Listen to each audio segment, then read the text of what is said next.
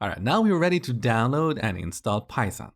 The first thing I want you to do is to open up your browser and head over to python.org. On this page, under the downloads, you can see the latest version of Python. Currently, the latest version is 3.7.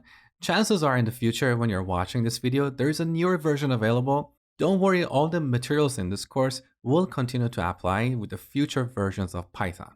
So go ahead and download Python and then run it. If you're on Windows, you're going to see this checkbox here, add Python to path. This is very important. Make sure to tick it. Otherwise, you're not going to be able to follow the course. So now go ahead and install it. Now let's verify that we have installed Python properly. If you're on Windows, here in this search bar, type CMD, which is short for command prompt. Now here in command prompt, type Python. You can see we have successfully installed Python version 3.7. Now to exit, press Ctrl Z and then enter. Done. If you're on Mac, press Command and space.